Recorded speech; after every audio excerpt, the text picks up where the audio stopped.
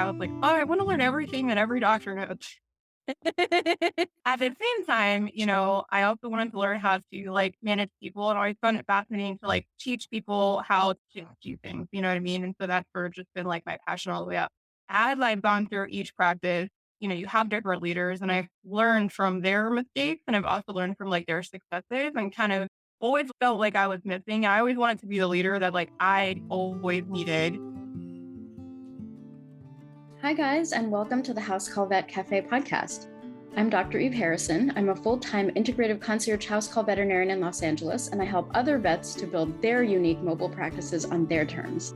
This podcast is for and by house call and mobile veterinarians, so it is meant to give our community a platform to connect, to share our stories, to lift each other up, and to support each other. Most of us work solo as lone wolves, right? So for me, it's been really powerful to be able to physically hear the voices of my colleagues from all over the world and to get a chance to feel that we truly are part of a community of very real other human beings who get it. While you may be alone in that little bubble of your own vehicle when you're on the road seeing patients, I welcome you to join our community by tuning into our own podcast when you're on your way to your next house call. Whether you're a super experienced house call vet with 30 years of experience, you're a brand new prospective house call vet just looking to get started, or you're house call curious, there will be something for you in this podcast. Each episode, you will hear interviews from other mobile veterinarians just like yourself who are doing unique and innovative things, vets who are sharing their stories, their struggles and challenges, and you can also look forward to hearing valuable information and perspectives from specialists and experts outside of our micro niche.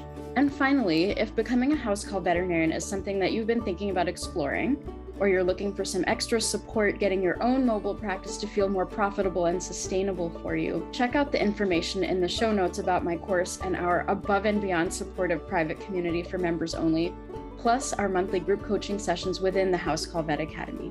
You can also check out my free public Facebook group, which is also called the House Call Vet Cafe, the same name as this podcast, and which is a warm and cozy community for mobile vets to support each other in professional and personal development, in creative entrepreneurship, and in friendship. So thank you guys for spending time with me today. Let's dive into the episode. Hey guys, I have a really fun guest with us today. We have Jamie Gonzalez, who is a CVPM. She's the first of her kind on the show. So I'm really, really excited. And we have some really great connections through Dr. Steve Weinberg's practice, which I'll tell you guys about a little bit more.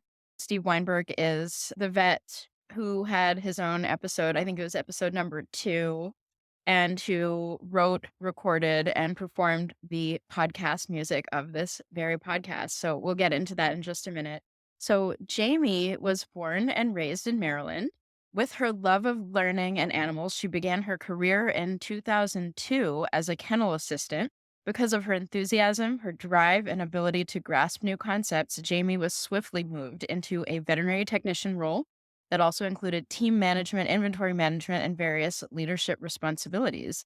She is passionate about learning, organization, and leadership. And over her career, she's gained experience working in a variety of general practices, emergency and specialty centers, and with various exotic animals. She's always been fascinated by the constantly changing industry, I'll say, faces challenges with a positive outlook.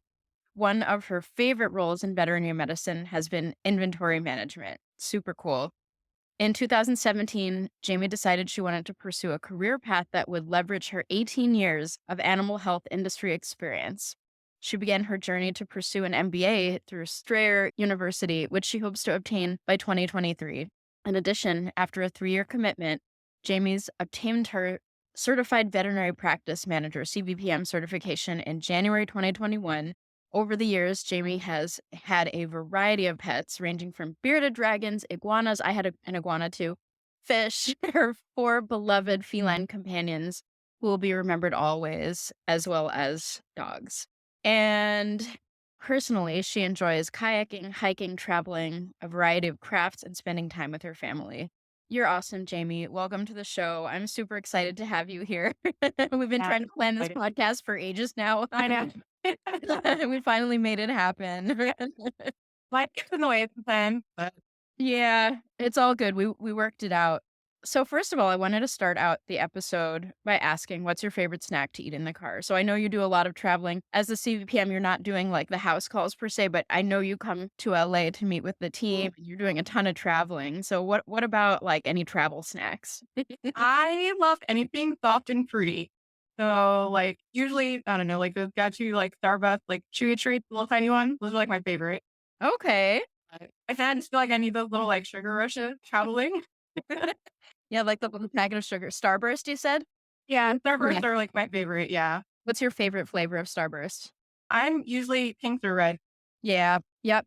The pink is by far the best, in my opinion. Cherry, pretty much cherry is like my favorite in anything. But luckily, Starburst has like I don't know, like the berries or whatever bag only. So it's just pink and red. That's awesome. I didn't know that. I haven't had a Starburst for many, many years. So good to be updated on that. Thank Yeah. you. Can you tell me a little bit about how you became the practice manager of a house call practice and what your journey was like? Yeah. So I'm actually the chief operations officer now. Ooh, congratulations. I'm So proud of kind of you. that my way up from management. And it's funny because I actually came on board with private pet care last year on an emergency contract business. My friend Paul, who I used to work with in Tennessee, called me and he was like, "Hey, I need your help and expertise. Willing to pay you like part time, to help me get this set up." But they went live with the practice management software, and the person that was like setting it up apparently like didn't set it up. So the day they went live, they didn't have like prices or codes, and the system wasn't working. And so, overnight I learned a brand new practice management software and set everything up for him. And then interviewed with Steve later on in October when he was like, we really need someone to come on board. He has experience. He can do some like talent acquisition. That interview was really fun because he had like this Space Kitty like t-shirt on, out in Germany over Zoom. And I was like, these are the people that I wanna work for, like, Paul and I go way back, and he was just, like, full of love and compassion, and I was like, "Yeah, you're the person, like, I would love to work for." Yeah, and he Um, said he had pancreatic cancer at that time, and so he was just to kinda did. clarify for folks who are listening, he was well, maybe you tell the story actually. So he was diagnosed with pancreatic cancer around November of 2020. Valiant fight. I mean, he was so optimistic through the whole thing. He was gonna beat it. He was super optimistic. He was out in Germany getting, like the best treatment he possibly could, like the best doctors. So he was, traveling a lot last year, but still compassionate as can be and like, hey, we're moving forward. This is what I want to do with the company. I need your help with my vision.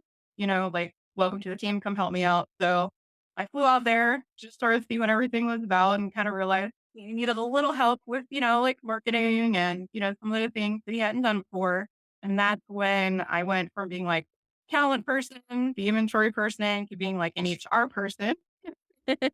And then after he had passed away, Paul had promoted me into the operation, which is where I feel like I'm really, really good at being able to kind of just keep the company going and, that sort of thing. So it's been quite a journey with that and, 20 years in the making, obviously. Yeah. So that's kind of how you ended up in house call practice, and, what a cool way to take your skills and your experience and your training and really do something amazing. Yeah. Definitely unique. I actually really like it. Yeah. It's a lot it's stressful in its own way, but it's, like, way less stressful than working in clinic setting, especially for, like, these corporate practices.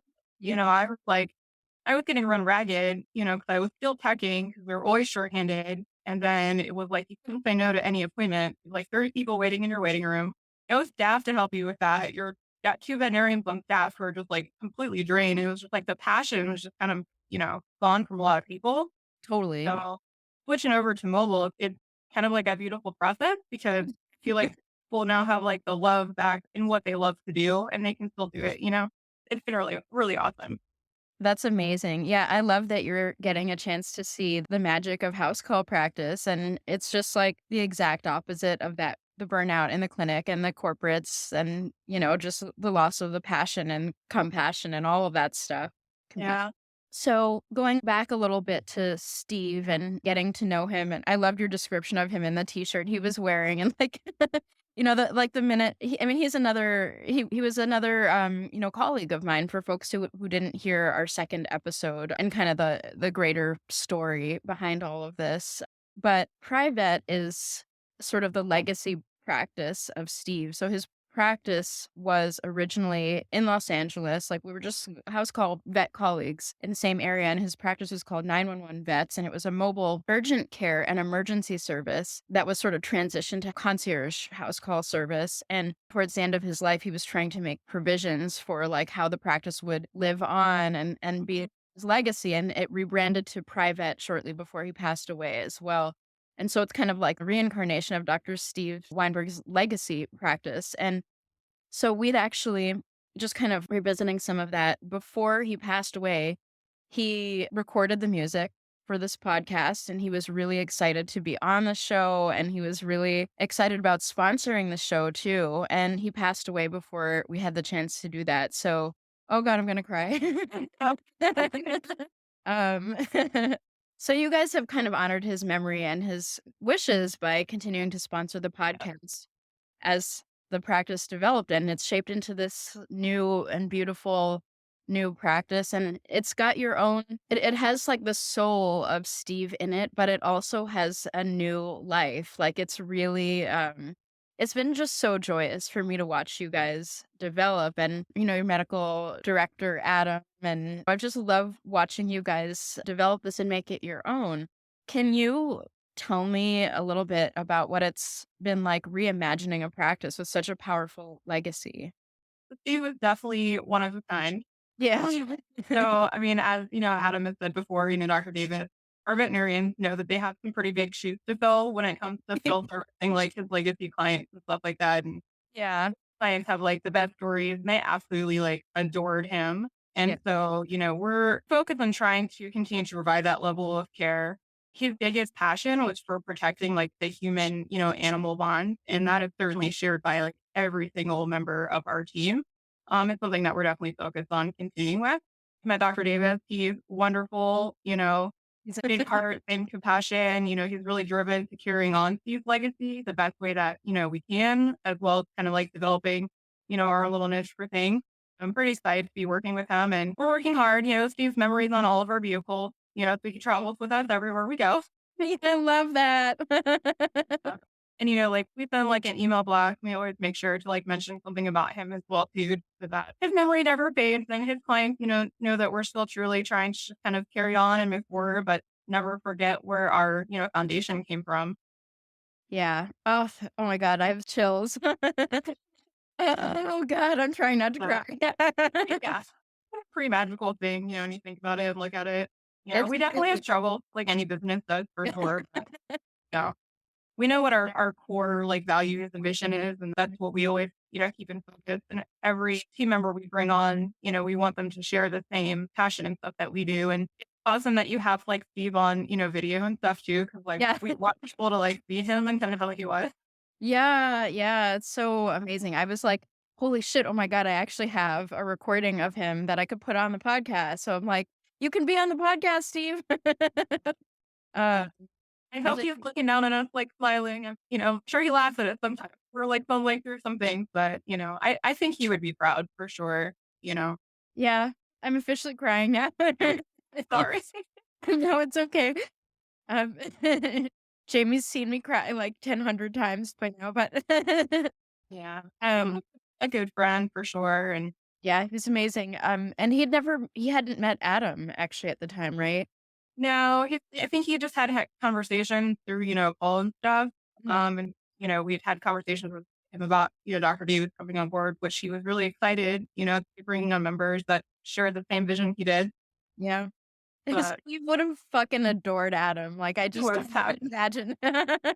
would have, Been like, I'm so sure they would have gotten beers, like, after work often and Oh, yeah. Smoked weed. had great conversations. But we've had big ideas and we're really trying to continue with those too. Cause he and I had talked about like wanting to work a little bit more like the rescues and stuff. Cause, we're definitely a health call concierge. And of course, it does cost more for that, Mhm. but it does help balance that out. He was like, I really want to work with, rescues and I really want to work with locations. And Dr. Davis is actually brought with him some great relationships that I feel like would have made Steve really happy, super Oh, proud that we're with a couple different groups now. that's Dr. Davis is out amazing. there all the time. Yeah. I'm such a fan of what you guys are doing and finding that balance. One of the issues about being a concierge practice that I think about and teach about actually a little bit is that, when you're a concierge practice, you're pretty much orienting around the wealthy. It's a pricey service, like more so than just run of the mill house call practice. And I think for me to be able to sit with myself and say, I only serve the rich. Yeah. I think there's something uncomfortable about that, and it doesn't sit right with my ethics. And so for me, the balance to that is that I have a sliding scale component for folks who can't afford that. And so there's these two sides of my practice, and I love how it's that way with yours, like you bring in the big bucks with your concierge service as you should, and that price is completely warranted.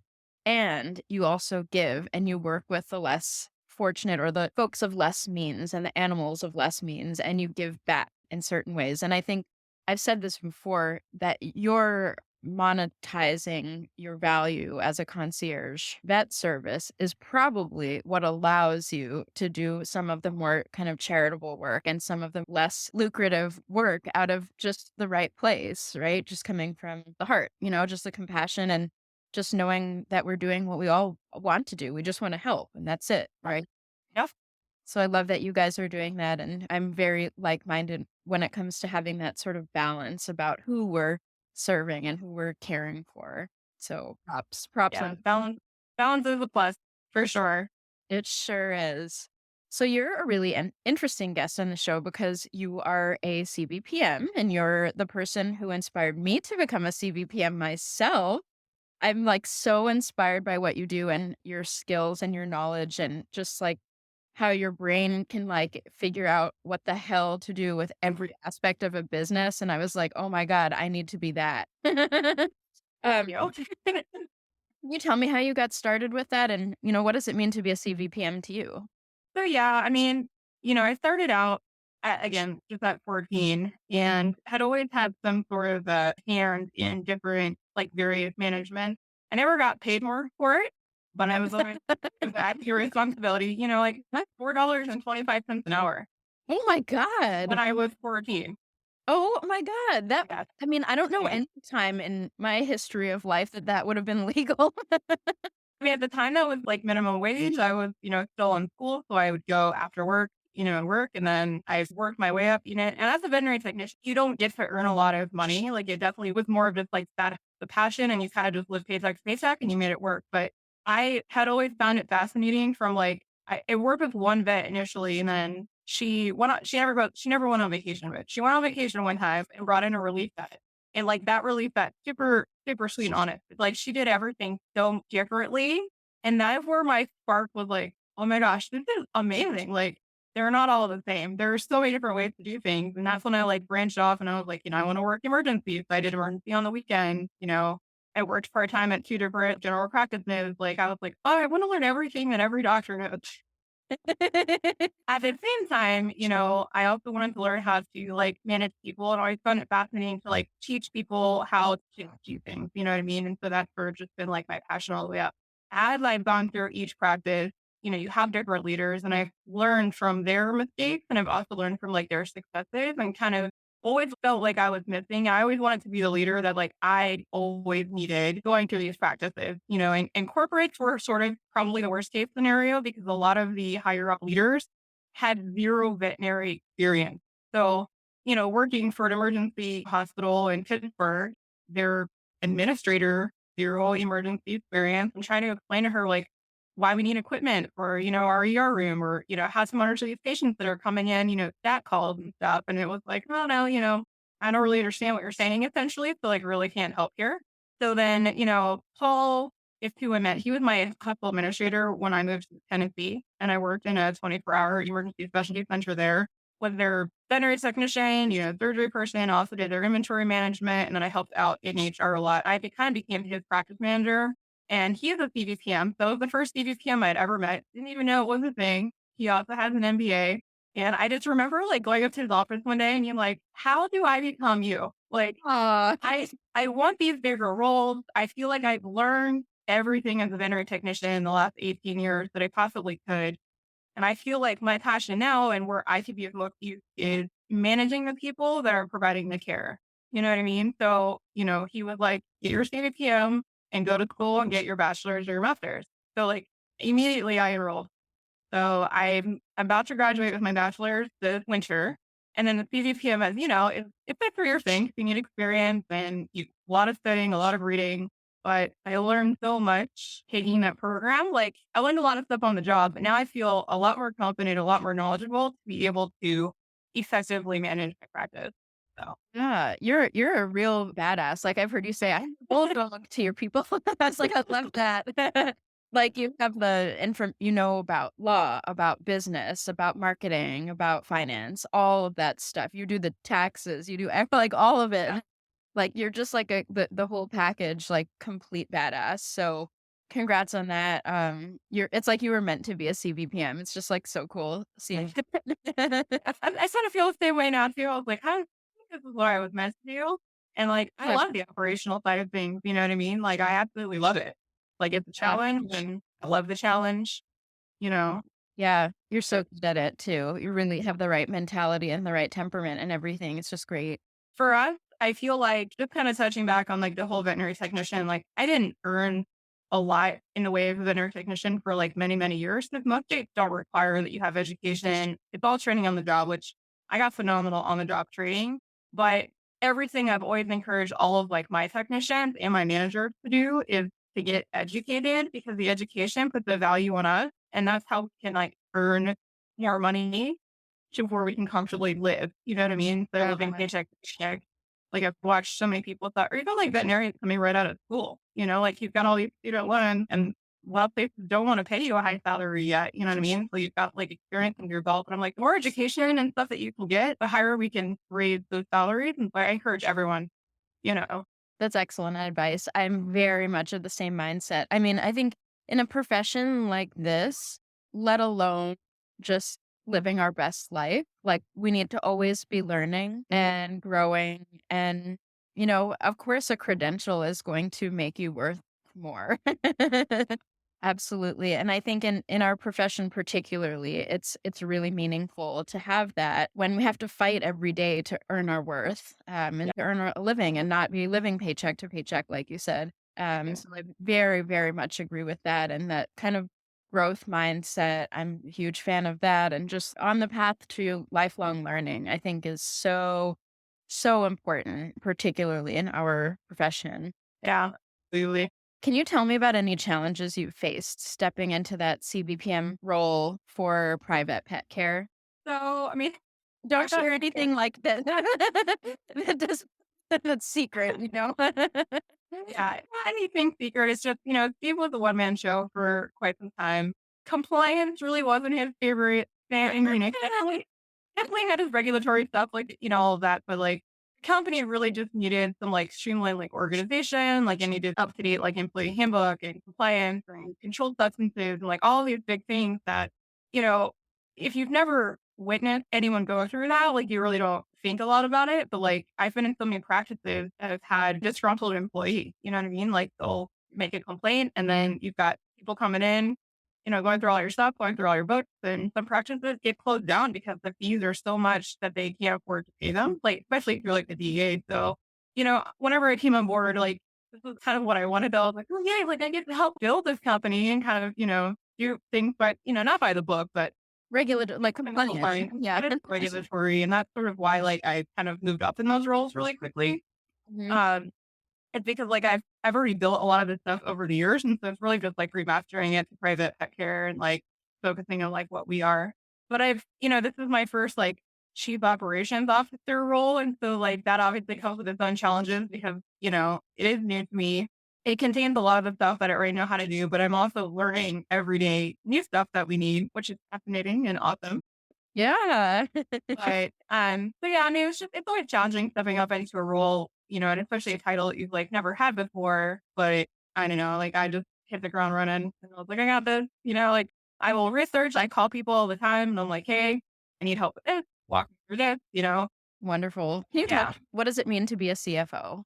Well, for me, I feel like, I mean, aside from our veterinarian, especially Dr. David, who's out there earning the money, providing the care, like on this end of things, there are so many aspects to keeping this company running smoothly and making sure that like the health, financial well-being of our company is there too, because we do want to be able to provide a good, work-life balance salary to our employees. They can't afford to live, can enjoy life, and they can still enjoy their profession. So it's a lot of phone calls, a lot of like strategic, planning and paying bills and reaching out to people, be like, hey, I think I can get a better deal. Like, can you do it for me? You know what I mean? So, Yeah. uh, so that's has been my focus now. Like even like your payment. We were losing thousands of dollars on fees that we were paying. And so we kind of switched to companies who like they've had those fees along. They're so reasonable for our clients. But we also give like a cash discount option. So now we have like an electronic check capability, which is super Great. cool. Just a lot of different like aspects of just making sure your business is running as healthy as it possibly can be. Love it. And some of this stuff is so fun. It's like a game, right? It's like how do we maximize this? How do we get this more profitable? How do we make it livable and good and enjoyable and Yep. sustainable for employees? And love that.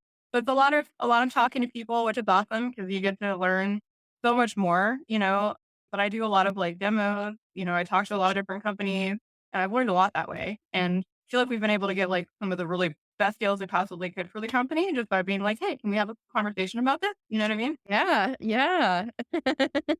That's really, really important, I think, for folks to know that, you can sometimes get a better rate than what is advertised, right? It costs to ask. Like Yes. that's my biggest. Please just ask. If you don't know, if you don't ask, and a lot of people are really willing to help small businesses out. Mhm. Mhm. Can you talk to me a little bit about the difference between independently owned house call practice and corporate house call practice? I'm curious if you have any thoughts about that. We've talked a little bit about it together. Yeah, so we are small. I can't say I hate to say we're a corporation because of our actual title, but like I don't feel like we're a corporation at all. Like I feel like corporation, like all these mobile vets that are coming out there like buying things, they're not. I don't know. I don't feel like they share the same vision, compassion, and it's very just like an assembly line. You know what I mean? Absolutely. And the owners of this company, they're not veterinarians. They don't come from the veterinary industry. Right. I've had people reach out to me to try and recruit me from them, and I'm like, you tell me about your company and your founders and your owners. Okay, well, why are you buying a veterinary company if you have no veterinary knowledge? You know what I mean? Like, we're Right. such a unique and different industry that if you don't have knowledge on that level, then what are you doing? You know what I mean? Your staff can be Exactly. miserable eventually. You're not going to be providing the same care that like we provide as independent, Mhm. you know? I don't know. I feel like there's just so much more you can do in independent and you can corporate. It's like very cookie cutter. You're only allowed to do that. It has to be done this way. Whereas for us, like Dr. Davis runs his day very differently than Dr. Levan does, and that's okay. Yeah. The job is like, hey, whatever works for you to make your day run smoothly and efficiently, like let's make that work for you. So they're complete opposites of each other, which is fascinating. It really is. Good. But I love that about like because you can still practice independently. We just provide support on a different level. Like we, have dispatchers that, answer the phone calls and stuff like that. Our doctors, clinicians don't necessarily have to do that. Mhm. And obviously you have someone like me who kind of helps like do all the financials and compliance stuff so that our doctors and technicians can really just focus on providing medical care and not have to like worry about all the extra stuff. Fantastic. I love it. Yeah, I love the freedom that you guys give to your vets, and I think it's really fascinating seeing how Dr. Levan and Dr. Davis are allowed to, do them, do things their way, and I think that's what it's all about in house call practice. So I love that, and proud of you guys. I love seeing you guys grow and develop into, the awesome practice that you guys are. Can you share your top 3 tips on managing a house call vet practice? Man, there's so many. I know.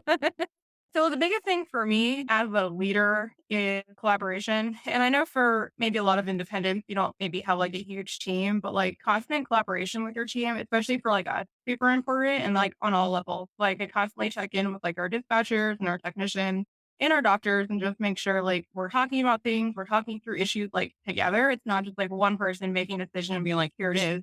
Just like, hey guys, are you noticing what suggestions do you have? And it just kind of makes them feel more empowered and more inclusive. That's like my first thing. And then compliance. Because you're very compliant, especially with your controlled substances, because like you do not want to get hit by the DEA at all. Right. Um, so just make sure we're keeping up with like regulatory items. And then just like we mentioned earlier, don't be afraid to ask for better deals. They're out there. People are willing to help you as a small business.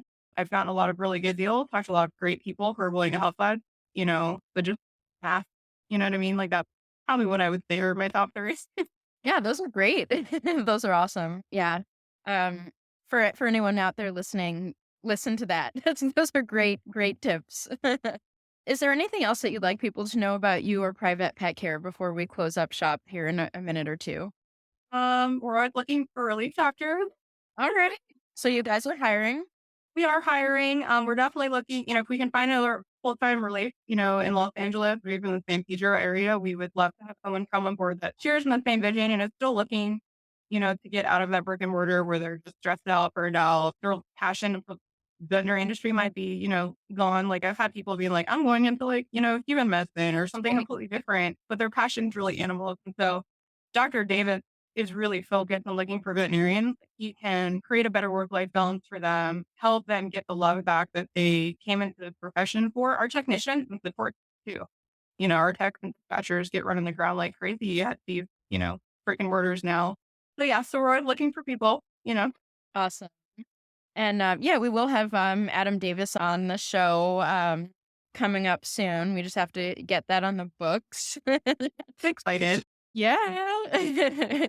So for anyone that is interested in working for a really awesome house call practice in Southern California, I wholeheartedly endorse private pet care.